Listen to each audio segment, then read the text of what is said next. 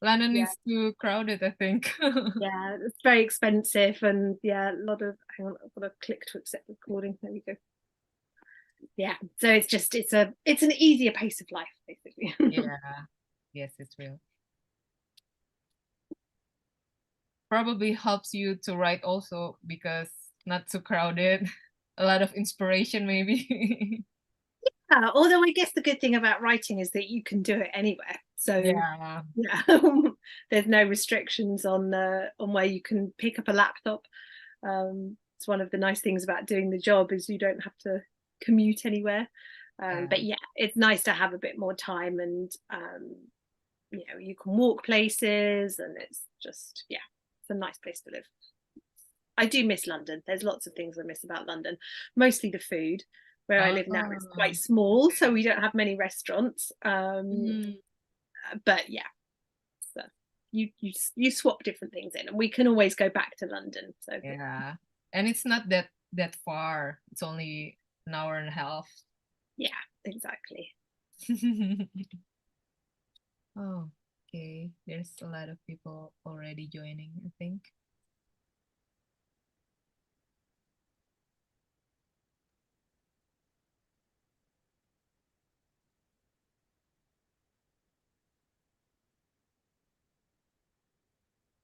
Okay, yes, hello everybody. We will start in 2 minutes.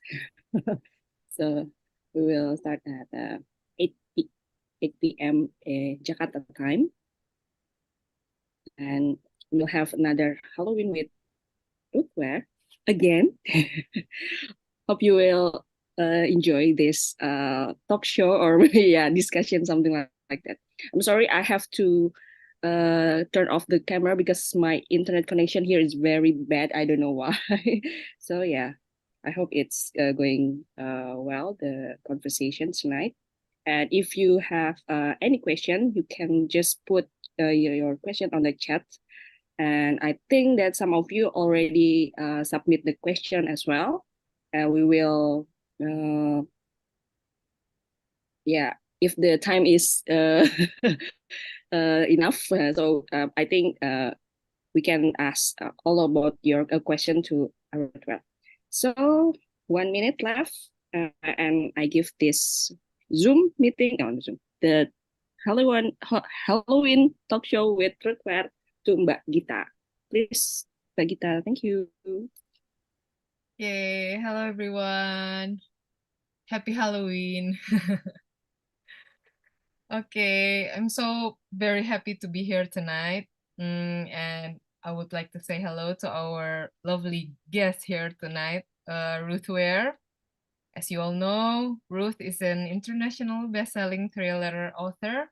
Some of her books are In a Dark, Dark Wood, The Woman in Cabin 10, still my personal favorite of her works. The Lion Game, The Death of Mrs. Westaway, The Turn of the Key, One by One, The It Girl, and her newest book, 0 Days. Her books are already published in 40 languages, including our own Bahasa Indonesia. Ruth is here joining us from Brighton, right? From the UK, Brighton, and I believe it's still noon over there. It is, yeah. It's lunchtime here, so it's unusual for me to be behind the time I'm zooming with. It's more normally the other way around. So I'm enjoying this. Yeah, you guys are having your evening, and I'm still got the rest of my day ahead. Yeah. Thank Okay. you so much for having me, and happy Yeah. Halloween, everyone. I hope you like my pumpkin, my concession to the. Yes, and I saw there's a spider web Yes. decoration over there too. Thank you so much for taking the time to be here with us tonight in Indonesia. Such a pleasure to have you. And thank you to all of our audience also for joining us tonight from all over Indonesia. And first of all, I would like to say that I'm so thrilled to be here again after our last book talk at the same time at the Halloween night 2 years ago in 2021 when The Turn of the Key came out in Bahasa Indonesia. And I have the pleasure of interviewing Ruth then and remembered having a very fun night talking about her book. So I was hoping that we can do that again tonight. with her latest book, One by One, yeah, that just been released in Indonesia this year by Nura. So I already have prepared my question here. So I think if you don't mind, Ruth, I thought we just going to dive in with the interview. Yeah, by all means, ask away. Okay.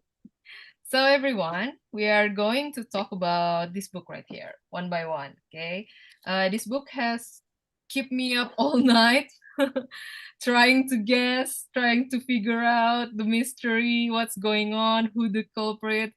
It is so good. And maybe Ruth, you can tell us more in general of what this book is all about without spoilers, because maybe just a sneak peek for the audience who hasn't read the book yet. Absolutely. Well, there might have to be a few small spoilers, but just the ones at the beginning of the novel. One by One is set in the French Alps, in this super luxe ski resort called Saint Antoine, and there are two main characters, two narrators of the novel.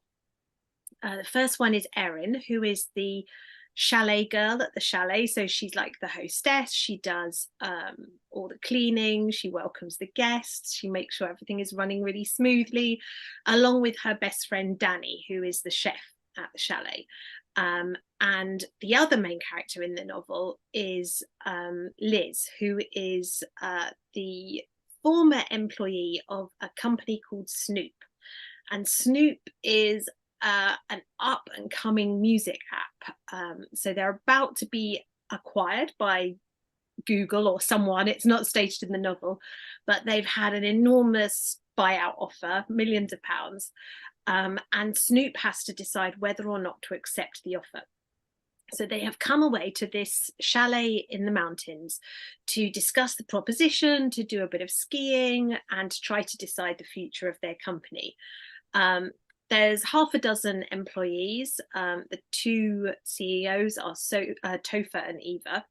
And Liz no longer works at the company, but because she was there at the very beginning, she has a tiny 1% stake in the company. And that means that she has ended up with the deciding vote on whether or not to accept this huge offer. So everybody's out skiing on the first day. There's quite a lot of tensions in the group. Some of them think that they want to accept the offer. Some of them think that they want to keep control of the company. At the end of the day, everybody comes back apart from one character. Eva is not back at the chalet. She has disappeared somewhere on the mountain and nobody knows what's going on. So they're all sitting there assuming that she's late, hoping that everything is okay, when suddenly they hear this rumbling noise and there is an avalanche and the snow comes crashing down the mountain. It buries the chalet. They all have to accept that if Eva was still out there, she must be dead. And they realize that they are completely cut off from the rest of civilization. They have no means of calling home. The cell towers have gone down. They have very limited food. There's no electricity. So things are quite serious, but it's okay. They just have to sit there. Rescue will come eventually. Everybody knows what's happened. Until another person dies. And at that point, Erin realizes that she is in the chalet with a murderer who is intent on keeping their identity a secret, even if that means killing again and again. And as the group gets whittled down, you know at the beginning that not all of them survive. There's a newspaper article at the beginning which makes it clear that only some of the group make it to the end. As the group gets whittled down, Erin realizes that she's in a life or death situation and that she and Liz need to uncover the truth about what is going on. Okay. It's very intriguing, right? It was fun to write. Yes, I know. And I think the classic mystery stories seems like the main theme in most of your works. Like when we talk about your last book, The Turn of the Key, which is inspired by The Turn of the Screw by Henry James. One by One is said to be the modern version of Agatha Christie's famous work, And Then There Were None. And we can see pieces of her famous quotes also in the book too. Do you like to rewrite classic stories like this and add your own twist to them? And do you have any plan to do that again in the future, or perhaps maybe currently working on one now?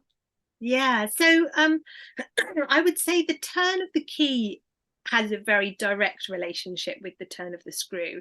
It's a pretty identical setup in that it's a nanny stuck in a remote house with some small children, and she is forced to question either her sanity or whether there are supernatural forces at work.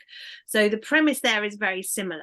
I would say the relationship between One by One and Then There Were None is not so direct. In fact, I'm not sure that And Then There Were None was really a direct inspiration at all, except that it is very hard to write a locked room mystery where people are being killed without thinking of that novel, because it is so famous and so beautifully plotted, and the reveal is so clever. But the premise of And Then There Were None is very different in that it's a group of people, all of whom have secrets, all of whom are guilty of something, who have been summoned to a remote location for the purposes of punishing them. That's not the case in One by One. It's a much more accidental situation. Yes, all of the people involved have some kind of fault. They have things in their past that they're trying to come to terms with. Even Erin, who is the outsider in the situation. But it's not the same sort of setup of 12 guilty people fighting for their lives. It's much more about, I think, the power of human beings to be horrible to each other, to exploit situations for their own gain. But it's also about the power of nature and the fact that however horrible human beings are to each other, the natural world excuse me, I've got a frog in my throat, is so much more powerful. You know, the avalanche is what upsets everything. The beautifully laid plans of the killer in One by One, who I won't reveal, is really destroyed by the avalanche. So it's a bit of it's a kind of human beings versus the natural world sort of plot, which I'm not sure is really there in And Then There Were None. Yeah. Okay, it's totally different if you explain it like that, and I get it. But the murder in Locked Room theme, I think it's still very, very essential in One by One. Although the room here is quite big, a mountain. Yeah, the room is really the mountain The in mountain, yeah. in One by One. No, I agree completely, and I love locked room mysteries. I love reading them, and they're really fun to write because they're sort of the perfect puzzle. As the reader, you know you've been given all the information you need to solve the mystery. You know all the pieces are there, if only you can put them together in the correct sequence to make sense of it. And that is very much what I was trying to do with One by One, is create a situation where seemingly no one could have killed Eva, but she is dead.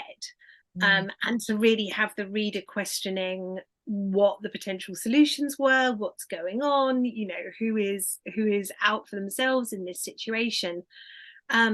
One thing I've talked about this on panels before, and I'm quite happy to describe One by One as a locked room mystery, because I think it is it's a very claustrophobic setting.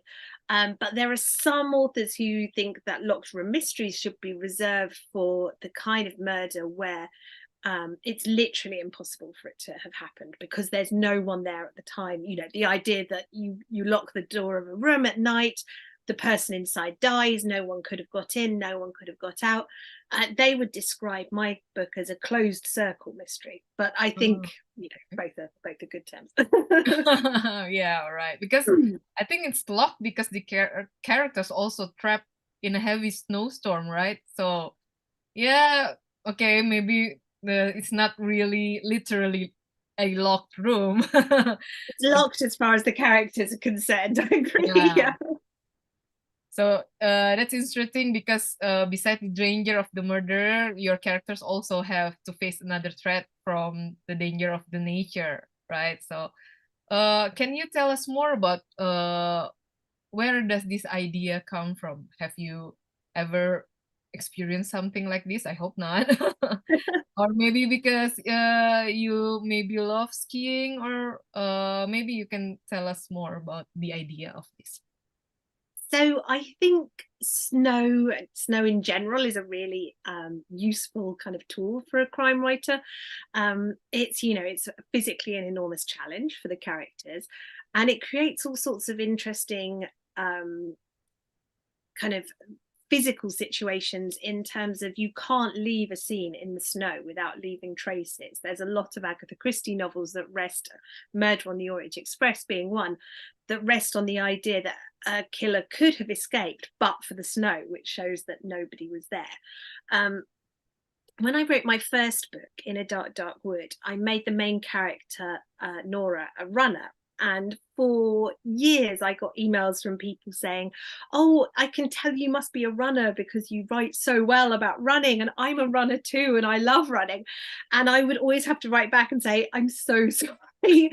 I was just imagining what it would be like to be a runner. I don't run for the bus if I can possibly help it, let alone in a more recreational way. So I always felt slightly guilty about that. And when I came to write One by One, I thought I want to write about a sport that I do love, one that I can speak about from personal experience. And the only sport that I really enjoy is skiing. I do like walking and cycling as well, but skiing is the thing that I enjoy most. I just love, I don't know, I love snow, first of all, and I know you don't get a lot of snow in Indonesia. We also There's don't no get a lot of snow snow where at all. where I live in the UK. We get a little bit of frost sometimes, but Yeah. not really any snow. But I love snow, and I will take any opportunity I can get to go somewhere snowy and just make snowmen and, you know, play in the snow and throw snowball fights and ski because I love to ski. But skiing is incredibly physical in a way that, for me anyway, very few other activities are. You can't think while you ski. All you can do is concentrate on how you are going to tackle the slope. You know, if you're going very fast, you're having to react to situations all the time. There's a lot of planning, a lot of looking out for the conditions, figuring out what other skiers are going to do. And I find it incredibly relaxing because I am a person who finds it very hard to switch off. You know, my brain is always thinking about things, it's always plotting new books, it's always imagining characters. And skiing is, I think, the one time when I'm completely concentrated on something else. I'm totally absorbed in the moment, totally absorbed with trying to get down the mountain without falling over. And I'm not a great skier. I'm an okay skier. I can get down a mountain usually without falling over, but I'm not super sporty.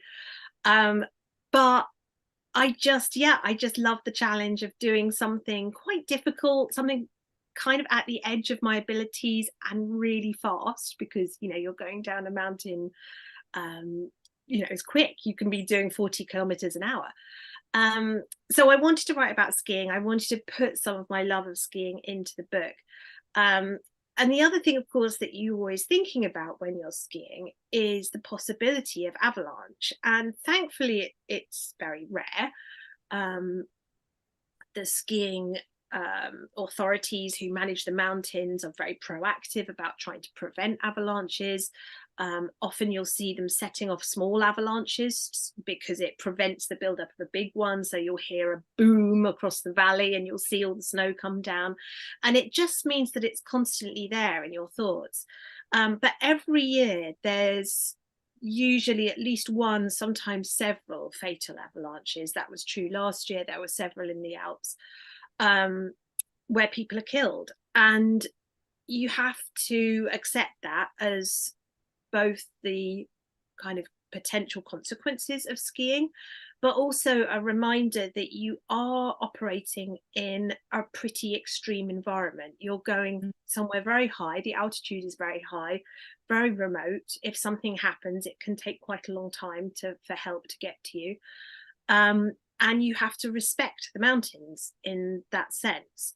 And so I like the idea of writing something that explained how and why I love skiing, but also something that paid respect to the power that the mountain has to really change everything in an instant.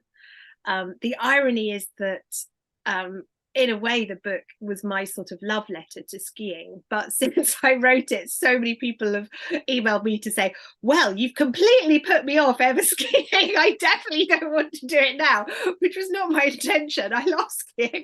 I've never been in an avalanche. But without spoilers, there is a scene at the end where Erin skis a very terrifying ski run. It's a kind of off-piste ski run, so it's not an official one. She goes down a valley. And that's based on a real ski run that my friends took me down. Unfortunately, not at night. It wasn't as scary as when Erin did it. But there is a real off-piste ski run in a valley in Val d'Isère, which kind of twists and turns and can be very difficult to get into. And yes, I think that was my revenge on my friends, to say, look how scary it was. Okay, that was interesting because we don't have any snow here and no winter at all, so it is totally something that we have only imagined or saw in television or in the internet. So that's why it's really nice to know your experience, your personal experience, and how it came out to be your idea for a book. Okay, and also you put another technology aspect in One by One, as you did in The Turn of the Key, and this time it's an app called Snoop, an app that can make you listen to the song that the other person is listening in real time. I think this idea is quite brilliant. I think it's my favorite thing because no one has ever done it before. The idea about the app, and I like how you also write a little detail about this app in the beginning of every chapter, depending on the narrators. And I wonder what is your inspiration behind this app idea. So it's funny, having written one book about technology with The Turn of the Key, I wasn't intending on writing another one. But when I sat down and thought about what kind of company would have the budget to hire a super luxe ski chalet for their corporate retreat, really the only two types of company that came to mind were either finance companies or internet kind of technology companies. And I didn't really want to do a ton of research about finance. I thought, I don't want to learn about, hedge funds and investment groups. And I thought it would be difficult to write interestingly about that. But I thought I could write about a software company. I could create an app. I thought, how hard could it be to come up with the idea for an app? So I decided to make the company a kind of viral startup app, one that had become really popular really fast and a really hot commodity. But then I had to sit down and invent an app, and it turns out that's really hard. And it was one of the things that took me longest about plotting the book. Everything else I was kind of like, oh, and that and that and that. But coming up with the idea for Snoop was really difficult. And I sat down and I thought of a bunch of apps, and every single time I Googled, and it already existed. And I didn't want to seem like I was basing it on a real company, because some of the stuff that goes on at Snoop is pretty, it's a bit shady. They're not always run in the best way. So I didn't want it to seem like I was criticizing a real company. I also did not want to get sued by a real company. But I wanted something that, I suppose one of the themes of The Turn of the Key was how technology can enable us to be quite voyeuristic. You can spy on people through their cameras. The technology itself knows a lot of information about you, and we're always in this kind of mental exchange where we're sort of giving our information to the company in exchange for them giving us utility, and that's quite an uneasy relationship. And so ideally I wanted an app that kind of explored those themes, explored what I feel uneasy about with technology, which is the amount of information that I give both the company and other people when I use it. And so I loved the idea of a technology that was sort of a bit safe, the way Instagram is. You know, you post a very curated version of yourself on Instagram, but also a little bit voyeuristic, the way Instagram is, in that you get these little kind of glimpses into other people's lives. You get a feeling of intimacy. And I love the idea of Instagram's sort of a window into people's lives visually. And I love the idea of having a sort of similar real-time view on people's lives, but through music. And you can tell a lot about a person through their music choices. You know, it tells you a lot about a character, whether they listen to James Blunt, as Liz does, or, you know, some really hip and unusual Chilean reggae band like Topher does. You know, it tells you a lot about a personality. And I thought a music app would be really interesting to write about. It would enable me to say something about these characters. And yeah, the idea that I came up with is an app that allows you to snoop on what people are listening to in real time, as you explained. So you obviously you have to sign up. You can't just snoop on anybody, but anybody who signs up to this app can see what their friends are listening to at any time, and they can choose to snoop on that session and just kind of hit listen and get the same songs that their friend is listening to 100 miles away. And, you know, it could be people in a long distance relationship choosing to have the same playlist as they play dinner, or it could be a celebrity, you know, out on a run choosing to share their jogging playlist with a million fans. It could be something really small and intimate, or it could be something really huge and kind of almost like being your own DJ for a while.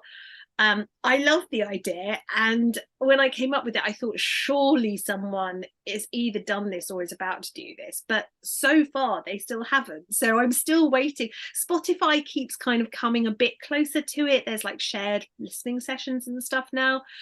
So I do think we're sort of edging closer towards the idea, but Snoop has still not been invented. And if there's any software engineers out there, make it. I would love to snoop on people.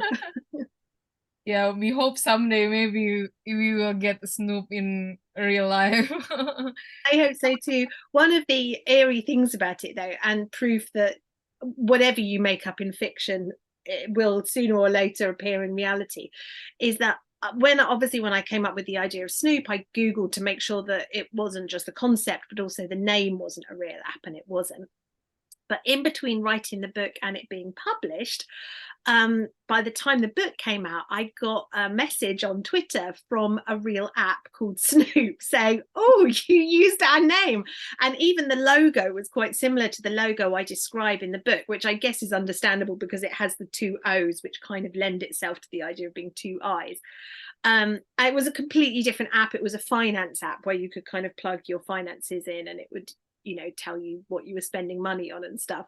But I just thought, oh, what are the odds I come up with something and within 3 months somebody's created an app. And luckily they were very cool about it. I was kind of like, oh, sorry, and they were like, no, it's awesome. So yeah. Yeah, I think it's quite interesting because we can also be inspired by other people by their choice. Hello, sorry. Oh yeah, everything froze for me there. I don't know if it was my internet or yours, but you're back now. It's okay. Okay. I didn't hear the question, so Sorry. I think it's interesting because with Snoop you can also have a lot. People will get a lot of inspiration by listening to what the other people's choice of music, or maybe how is this celebrities or artists get their inspiration to create their masterpieces. Or I think it's also a positive thing, besides like people, because snooping is like a negative thing, like what you said about voyeurism. But I think there's a lot of positive thing that I think can be achieved if Snoop is really going to be an app in real life. I think so too. I completely agree. I think it would be an awesome tool. But yes, no one has yet made it. You know, Okay, very, we very can. small royalty. They can come to me. I'll give them the rights. Okay. Okay, and you also in the book you also create an opening profile about all of the employee from the company in the beginning of the book, like an about us section in the website. I love how you describe every person's unique backstory and personal quirks. How do you create that so many personalities in every character in one by one? Because it's quite a lot of characters, right, in this book. Yeah, there are a lot of people. I don't know. In some ways, it was quite easy. After I came up with the idea for the company, it was sort of very easy to imagine the sort of hipsters who would work there, and then there would be like, you know, the money guy, and then the lawyer who would probably have to be hired in and would be nothing to do with music, so would be really straight laced. You know, there's the aspiring PAs who've sort of come on because they love the music business and are working for pence and are being exploited. And then there's, you know, the people who started it up who think that they are God's gift to creativity and really cool. And the characters almost kind of wrote themselves. But what was really difficult was doing them justice on the page in a really short space of time, because everybody arrives at once because of the structure of the plot. They all turn up at the chalet at the same time, which means that you have to get introduced to them in a very short space. There's one scene where everybody walks in and kind of talks to each other. And I knew who they were. I knew everything about them. I knew their backstory. I knew how they talked. I knew what they liked and disliked. But finding a way to get that information efficiently to the reader without dumping in loads of information was really, really hard. And that was probably the scene that I worked on the most. I wrote it a bunch of times before I sent the book to my editor, and then she had various suggestions and was like, I don't understand this character and I don't know what this character looks like. So that was the scene that I worked on again and again and again.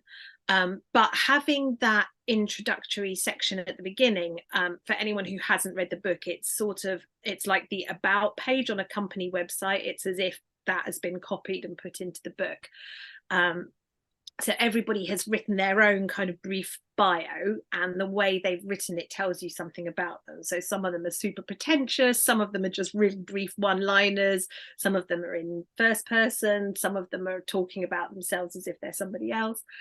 And putting that at the beginning of the book was my way of sort of giving the reader a bit of a helping hand and kind of giving them a bit of extra information, something for them to flip back to if they couldn't quite remember who was who. I think it works. I think it gives people a bit of extra information to sort of help them figure out who these people are before everybody walks into the party and introduces themselves at once. Yes, I think it's quite interesting, and I really did what you said, that when I forgot about, okay, who's Carl? Okay, I will look at again at the beginning of the book. Oh yeah, okay, he's the lawyer, and it makes it easier to remember too, the distinction about each of the characters, I think. And so when they're being picked off and killed, I think it's easier for the reader to be able to flick back and be like, who's left? yeah, Because there's sort of points where people have gone off in various directions and you're not quite sure, is this person alive, is that person there, where is, yeah. yes, right, okay. And Nora is also planning to publish your other book next year, The It Girl. Without giving any spoiler, I love those. I love My little display. cover. It has pink in it, and I love pink. And without giving any spoiler, could you tell us a general story, maybe some fun facts about the book? Yeah, of course. So The It Girl is set in Oxford and Edinburgh, two of my favourite places in the UK, very beautiful cities. The present day strand of the story is set in Edinburgh in Scotland. So my main character, Hannah, is working as a bookseller. She's working in a really cute bookshop. She's expecting her first baby. Her husband Will is her college sweetheart. So on the surface, everything is kind of great. She has a really sort of perfect seeming life. But you quickly find out that 10 years before, when Hannah was a student at Oxford University, her roommate, April, was brutally murdered. She was strangled in the room that Hannah and April shared. And the college porter, who's kind of like, college porters at Oxford are a really strange mix of, they're sort of a bit like a janitor, they're sort of a bit like security, they run the kind of post system of the college, so they take all the parcels in, distribute all of the mail. When the college is locked up for the night, they're the people who are in charge of unlocking it to let latecomers in. So the college porter, John Neville, was convicted of April's murder, largely on Hannah's evidence. So it goes to court, she reports what she saw him coming away from the scene of the crime, and he's convicted. 10 years later, in the present day Strand, John Neville has died in prison, and this should be good news for Hannah. It should close a really painful chapter of her life, let her move on, concentrate on the new life that she's bringing into the world with her husband. But in fact, what it forces her to do is to admit that there are questions that she has never been able to answer about April's death. There are aspects of John Neville's conviction that she has never been completely happy with. And the more she probes into the past, the more she thinks about this, the more she comes to realize that John Neville was probably innocent. And that means that the person who did kill April is still out there, and it could be someone very close to home. It could be one of her friends. So the story kind of switches back and forth between Hannah in the present day, trying to figure out this mystery, and Hannah and April 10 years ago at Oxford University, moving towards what we know will be April's death. So yeah, it was great fun to write. I wrote it mostly during lockdown, so I wasn't able to go and visit Oxford and Edinburgh, but it gave me the chance to spend the year in, at least in my imagination, in two of my favorite places. So Oh, can't wait to read it next I year. hope readers enjoy it. It was a, I'd say it's got quite a Christie-ish whodunit to it. So that was Okay. very Agatha Christie. Hopefully we can meet again next year to talk about that. Fingers crossed. Okay, this is the last question from you before we answer the question from our audience. If you don't mind, could you tell us about your new project or the other things that you are working on right now?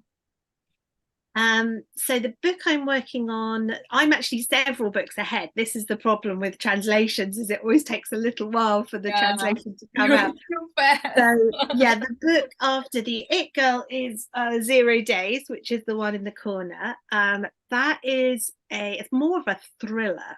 I'd say the It Girl is more psychological. 0 Days is more thriller.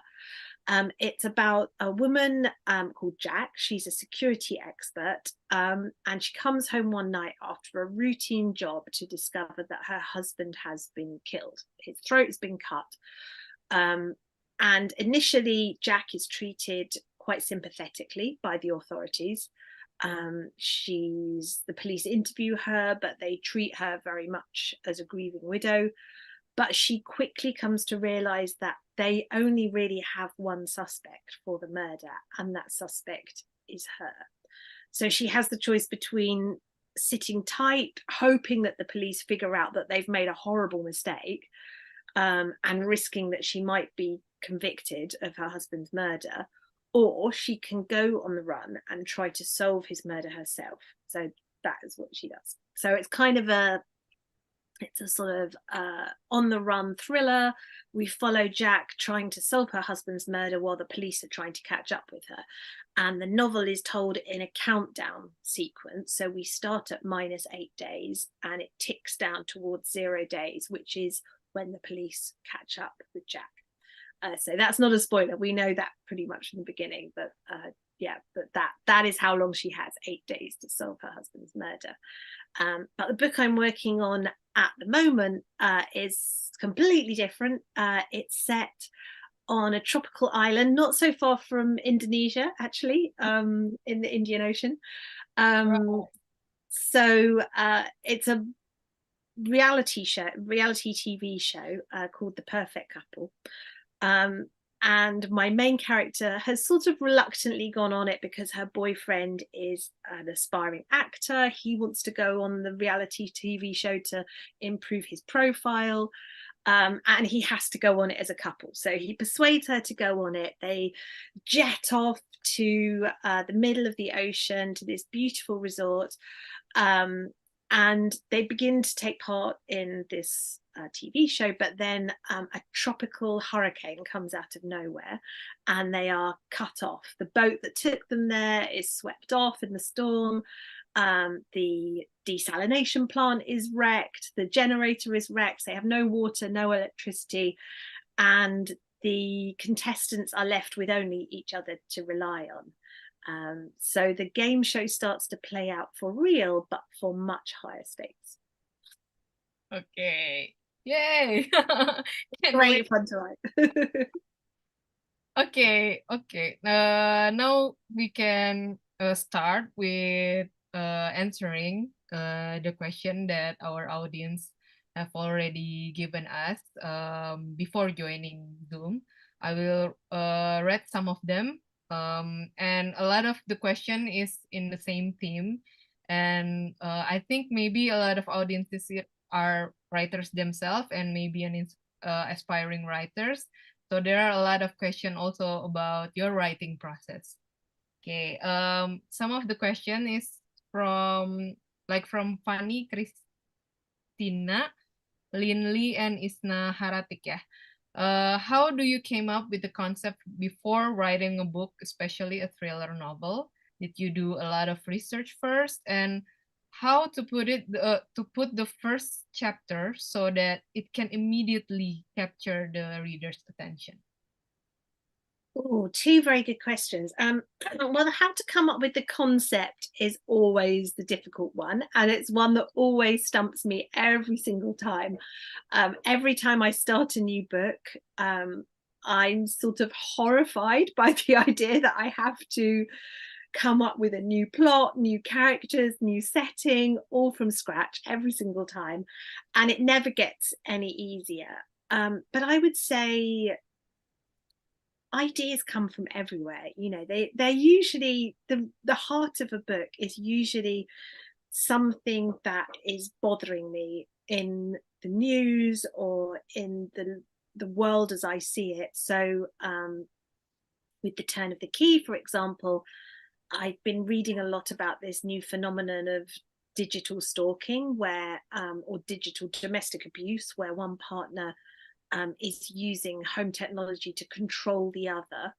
One by one, I don't really know where that came from, except I suppose it was sort of partly a pandemic novel. I didn't write it in the pandemic, but I did edit it during the pandemic.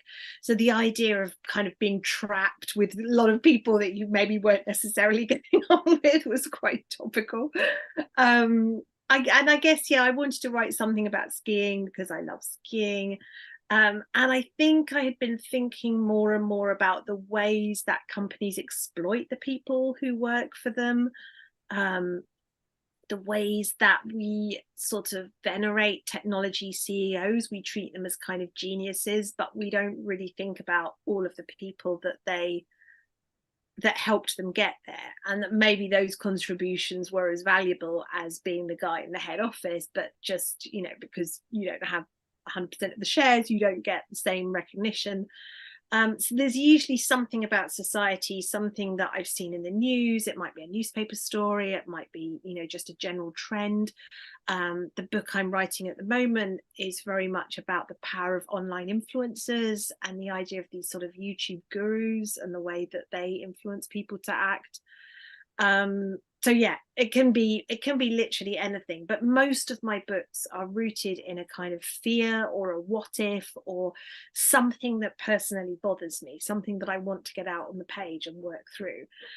So I would say that's a really good start. If there's something that is upsetting you about the world in the present day, if there's something that keeps you awake at night thinking, you know, oh my goodness, I would be so terrified if that happened to me, or, you know, whatever it is, find something that speaks to you, something that makes you angry or sad or scared, and that is probably going to be the basis for a good plot.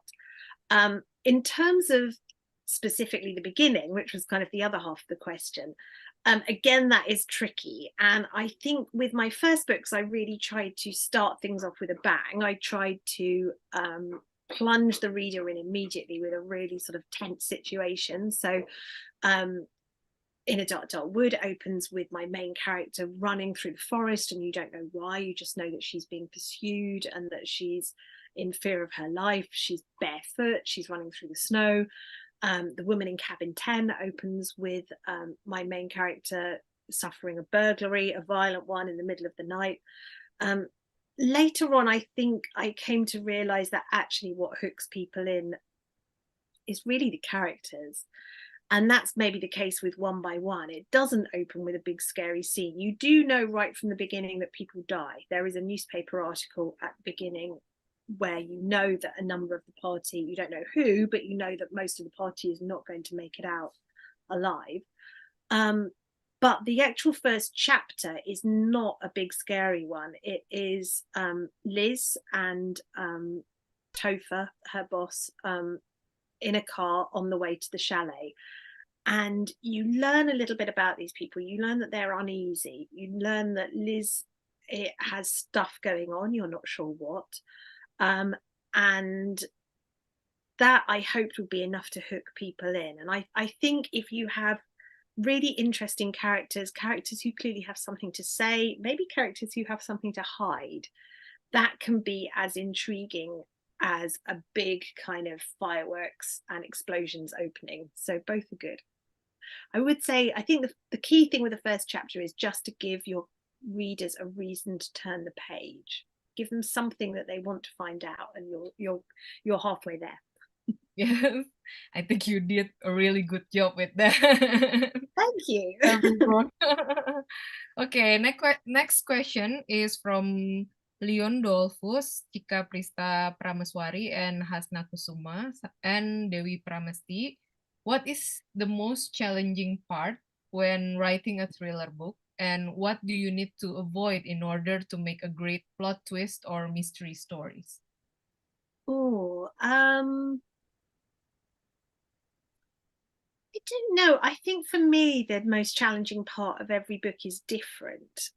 Sometimes it's finding the right voice. With One by One, it was finding the right character. Initially, when I started writing the book, I wrote it all from the point of view of Erin. And I got about 30,000 words in, which is about a third of the book. So it's a long way in. And I realized that something wasn't working. And I sent it to my literary agent and I said, I don't think this is working. And of course, what I was hoping was that she would say, no, it's absolutely fine. But because she's a good agent, she said, no, I don't think it is. I think you're right. And I had to sit down and work out why. And I realized that the problem was that my character Erin, because she was like the sort of staff at the chalet, she didn't know very much about the guests, and she didn't know about Snoop, she didn't know about the company. So in order to get that information to the reader, I was sort of having to resort to her doing things that weren't in her character. She was having to, you know, listen at doors and overhear meetings, and it wasn't the kind of thing that she would really do. And I realized that I needed a second narrator, someone who was inside the company, someone who understood all of these things, who would be present at these meetings, and who would be able to give the reader a bit more information about the internal dynamics of Snoop. And I came up with the idea of having Liz as the second narrator. And after that, the chapters swapped back and forth. So I had to go back. I threw away about half of Erin's narrative, which was tough, and wrote completely new beginnings to the book, which began with Liz. And after that, it worked. It just worked, and that was the biggest challenge for that book. But other books, you know, the challenge has been completely different. I would say I think this won't be true for everybody, but the biggest mistake for me is usually writing without having a clear idea of the ending. And that doesn't mean I plot the whole book, I don't, but I almost always know who did it and why and how. And that is usually where the kind of big reveals come from for me. It's that I know the solution to the mystery, and therefore I can misdirect the reader when I'm writing into thinking that something is going on that it isn't. If I have that solidly fixed in my mind, the rest of the plot usually takes care of itself. But if I don't have important elements of that already fixed, then it becomes very difficult to sort of figure out what else to tell the reader, because I don't sort of have a clear destination in mind. But having said that, I do know plenty of writers who write without knowing who did it at the beginning. I don't know how they do it, but you know, good for them. Okay. And this is one from Fei Ye. This is an interesting one. From all of the books that you've written so far, which one took you the longest time to write and why? Gosh, that's a really good question. Yeah. I honestly don't know. Most of my books take roughly the same amount of time. There have been one or two that have been really quick. So In a Dark, Dark Wood was really quick, I think because it was my first. And so I sort of I had all these ideas bubbling up inside of me and none of them had been used. So whereas, you know, my problem now is that I often think, oh, I should do this, and then think, oh, I can't because I did that in book 3 already. 5. So I have to be a lot more creative and spend a lot more time sort of not using the first answer that I come up with. With In a Dark, Dark Wood, I didn't have to do any of that. So that book was really fast to write. And The It Girl was really fast to write. And I think that was because I took a year off in 2020, which happened to be the pandemic. It was not why I took the year off. I'd already decided to do it. But it meant that I could spend a year not writing, not concentrating on plots. And when I came out of it, I had all these ideas bubbling up, all this stuff I wanted to write about. And I'd been thinking about these characters for a really long time. So I sort of sat down and the book kind of poured out of me in about 3 months. But all of the rest, I've always been writing to a deadline. So I generally start a book in about October, November, about now. Right throughout the rest of the year, and then I hand it in sort of towards the end of summer. So for us, that's our kids break up at school in July, so I try to sort of hand it in late July, and then I can spend the summer with my kids while my editors read the book, write up their editorial notes, and then in September I can be back at my desk in order to write. But that means that I always have that deadline fixed in my head. So sometimes I'll be much more panicked about it. I'll be really writing up until the last minute. Sometimes I won't. 0 Days, which is the one that came after The It Girl, that one was written right up until the last moment. I was about to go on tour in America and I was literally writing the last sentences as I was kind of packing my suitcase. But I would say almost all my books take about between 8 and 9 months. It's just a question of how panicked I am at the end. Okay, the next question is more of a Halloween inspired questions. I think it is from Satrio Utomo, Alisa Septiani, and Rainaya. They ask, what is the most memorable Halloween moment for you, and what's your scariest or creepiest moment in life that you can share with us?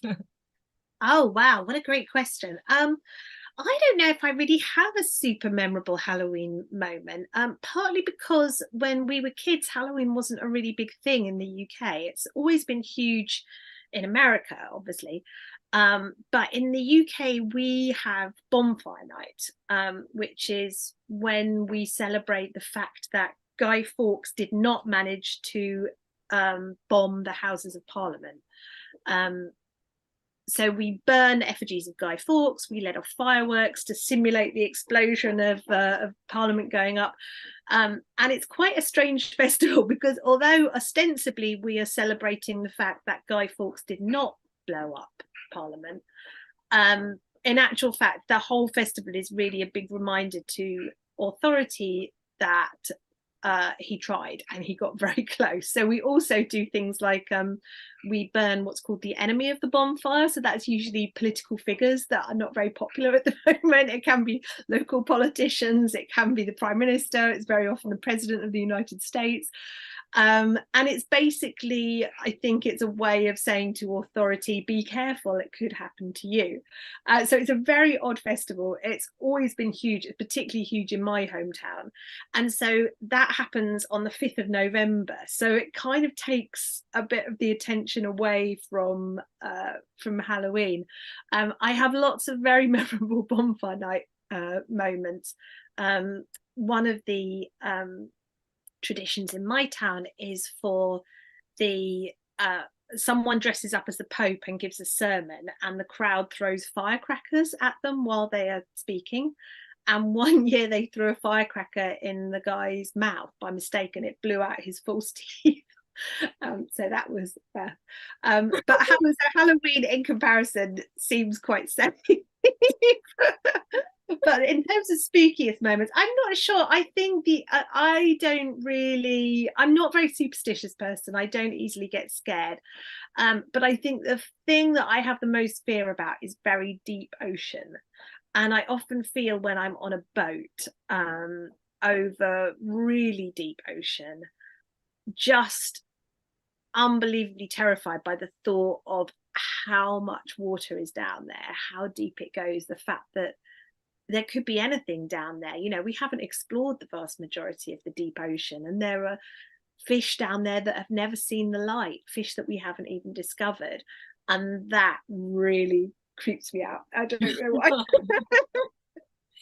Okay, right. That is the question from our audience that they have posted before joining us. Maybe we can ask the audience here that's come to our show that want to ask directly to Ruth, and I think I will only permit maybe 2 or 3 persons because of our time.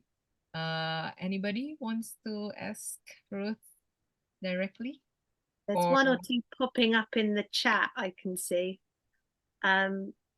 Okay, yeah. Shira has asked if Snoop was a real music app, what would Ruth that's an interesting one. Right. So this was one of the big issues writing the book, was that I'd made the decision to put at the beginning of every chapter, as Geeta mentioned, a little kind of header with details of what the person narrating is listening to on Snoop at the time. And it tells you something about their character. But the problem was, when I handed the book into my editor, she said, you know, Ruth, all of these sound like your choice. They were. And I had to go back and ask lots of, I went to like my friends' kids who are like, you know, older teens and 20-somethings. I was like, is this a cool song choice? It would be a cool song for someone right now. So my tastes are very much, I grew up in the 1990s. That was my era in terms of music. So it's very kind of, you know, Britpop, Blur, Oasis, Radiohead, all of that. And sort of some bands from earlier, so things like the Pixies, David Bowie, musicians like that. So yeah, that would probably be my playlist, would be solidly kind of 1970s, 80s and 90s, and then it would stop in the 2000s. But the Snoop playlist is a bit more diverse, mostly thanks to all the friends that I spoke to. I think we have the same taste in music, although I still remember the 2000s, early 2000s. I still familiar with that. But after that, No. Yeah, after that, it's just like, what is this music? This is young person's music. Every time we go out, it's like, play something we know. Okay, the next question is from, okay, Leon Dolphus. You want to ask directly to Ruth? Yes, thank you for the opportunity. So, hi Ruth, I really love your books because I'm the kind of the mystery thriller book or the bookworm. I really like the kind of the plots that you give to your books, from the Woman in Cabin 10 and the One by One and the Turn of the Key. So, the question that I would like to ask, that you explained before more about the situation and the condition about how you find the twist that you want to give to your books. Have you ever come across reader theories or maybe speculations, maybe from the review or the Goodreads, or maybe you read the theories that maybe the readers they have the the thoughts that, okay, maybe this should be the ending like this, or maybe the ending should be like that, and then you just have the maybe curious mind, okay, how about what if I just that kind of ending at the end of the book, because it's just read by the readers, especially when they give the kind of speculations. And the second one is, so what is your personal favorite plot twist from your book? So that you think that it's makes special to you, and you think that it's not about just about the twist, but it's uh the challenge, the challenge and the process that you been through for the twist of the book that's been put in your mind. Thank you. Good questions. So in answer to the first one, about reading sort of reader reactions to my books, I don't tend to read reviews a bunch. I did when I started out, and I found that I think we weren't doing good things for my writing. So when I read a negative review, I would feel absolutely despairing about it. I would think about all the terrible things that the person hated about my writing, and it would make me really self-conscious when I sat down to write. And conversely, when I read positive stuff, I don't think it was very useful for me, because it sort of made me quite big-headed. I'd be thinking, oh, maybe this is going to be another really quotable piece of dialogue. So I tend to think that reviews are meant for readers. And obviously, if someone tags me into a review on Twitter or something, that's different. They want me to see it. But I don't proactively go onto places like Goodreads and Amazon to read responses to my books, because I don't feel they are for me. But having said that, one of the most interesting things that has happened to me as a writer was being edited by someone who was not my regular editor. My regular editor was on maternity leave, and she edited one of my books. And as she was editing, she would jot down in the margin what her theories were. She had like a column that was like, this is what I am thinking. And it was truly fascinating to me, because I'd never had anyone do that for me before. And it made me realize, obviously, as a writer, you usually have something that you are trying to make your readers think. You're trying to make them be suspicious of so and so, or have a theory about X. And sometimes that really worked. Sometimes she was bang on what I was hoping the reader reaction would be. But sometimes she'd come up with stuff that I'd never even thought of. And that was fascinating. I was like, oh, why didn't I put that in? That would have been a great plot twist. Obviously, it was too late at that point. So yeah, that was a really interesting insight into the fact that as a writer, you really cannot predict how readers will react to your books. You can try and nudge them in one direction or another, but you don't really control the wildness of other people's imaginations. But in answer to your second question, I think it was about whether I had sort of favorite plot twists in my books.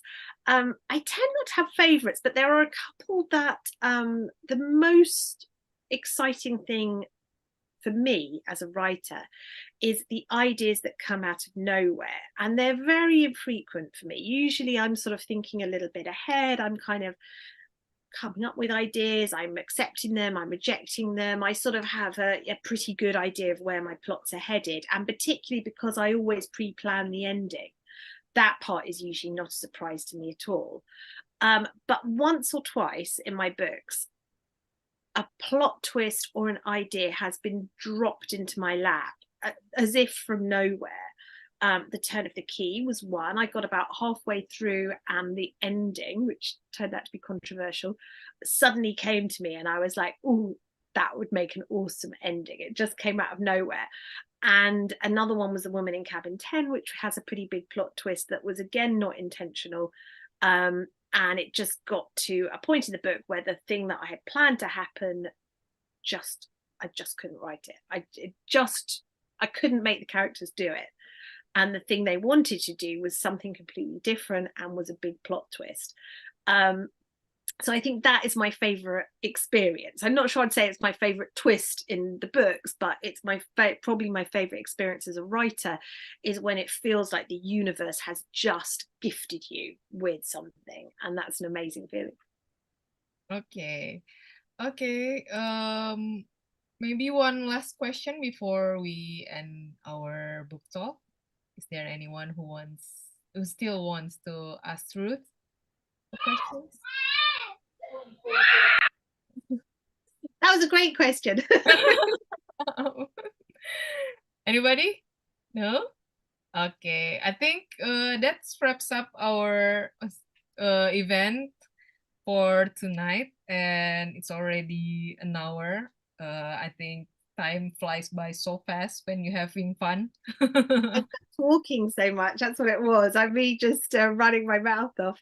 Thank you so much for coming, everybody. It's been an absolute blast. So yeah.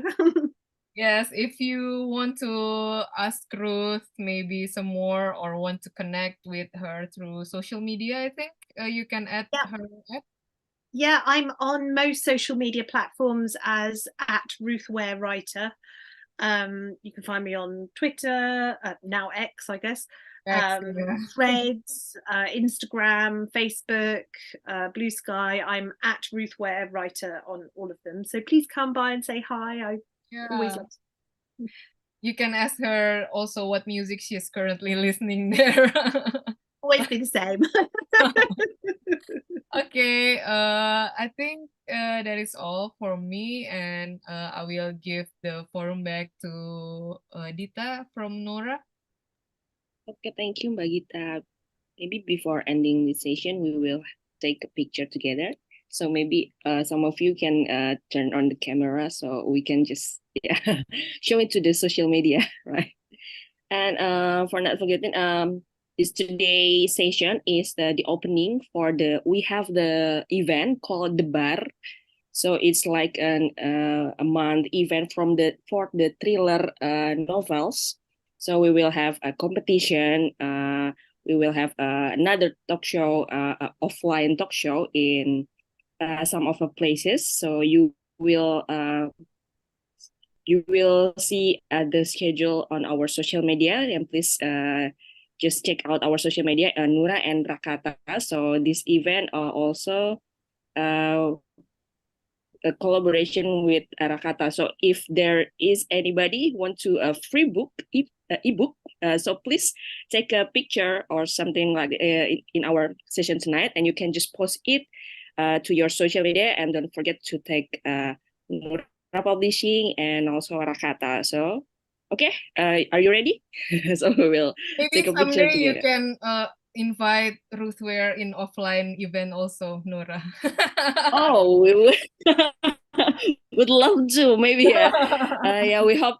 Finger crossed. We can That Ruth can have amazing. Free trip to you can have a holiday here in Indonesia. Yeah, exactly. Yeah. Perfect. Yeah. Okay. So let's 1, 2, 3. Okay. Oh yes, please. If you have the books, you can just show it to the camera. Okay. 1, 2, 3. Okay, thank you for tonight, Mbak Gita and Ruth. See you again. Thanks, everyone. Very Thanks for coming. soon. Happy Halloween. Happy Halloween. Thank you.